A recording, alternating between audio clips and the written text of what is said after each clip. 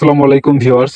গরুর খামারে কৃমিনাশক প্রয়োগ এবং এর পরবর্তী যত্ন একটি অত্যন্ত গুরুত্বপূর্ণ বিষয়। আজকের ভিডিওতে আমরা জানব কৃমিনাশক ব্যবহারের সঠিক নিয়ম, ডোজ এবং এর পর গরুকে কোন ভিটামিন দেওয়া উচিত সে সম্পর্কে। চলুন তাহলে কথা না বাড়িয়ে মূল ভিডিওতে চলে যাই।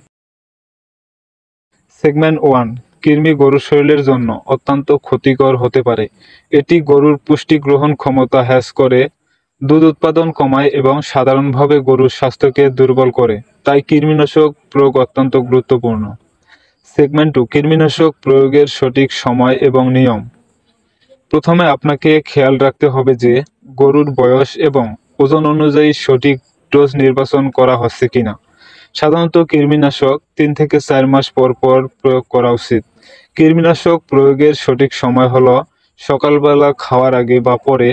প্রয়োগের আগে গরুর পেট খালি থাকতে হবে। সেগমেন্ট 3, সঠিক ডোজের হিসাব। প্রতি কেজি ওজনের জন্য ডোজের পরিমাণ আলাদা আলাদা হয়ে থাকে, তাই সঠিকভাবে ওজন মাপা খুবই জরুরি। উদাহরণস্বরূপ, যদি গরুর ওজন 200 কেজি হয় এবং প্রতি কেজির জন্য 1 মিলিলিটার কৃমিনাশক প্রয়োজন হয়, তাহলে 200 মিলিলিটার ডোজ প্রয়োগ করতে হবে। ডোজ সম্পর্কে সঠিক নির্দেশনা জানতে কমেন্ট বক্সে কমেন্ট করতে পারেন। সেগমেন্ট 4, কৃমিনাশক প্রয়োগের পর যত্ন এবং ভিটামিন সাপ্লিমেন্ট।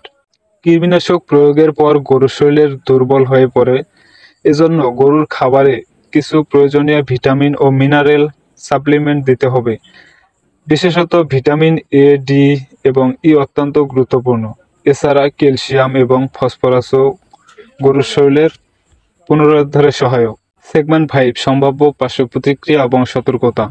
কিছু কৃমিনাশকের পার্শ্ব প্রতিক্রিয়া থাকতে পারে, যেমন গরুর ক্ষুধামান্দা, দুর্বলতা বা অ্যালার্জি। তাই কৃমিনাশক প্রয়োগের পর গরুকে পর্যবেক্ষণ করা অত্যন্ত জরুরি।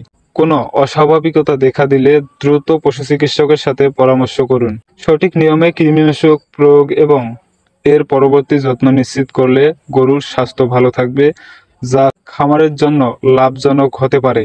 আপনারা যদি এই ভিডিওটি থেকে কিছু শিখে থাকেন তাহলেই লাইক দিন, শেয়ার করুন এবং আমাদের চ্যানেলটি সাবস্ক্রাইব করতে ভুলবেন না। খামারের সফলতা আপনার হাতে। সঠিক যত্ন নিন এবং সুস্থ গরু নিশ্চিত করুন। ধন্যবাদ। পরবর্তী ভিডিওতে আবার দেখা হবে।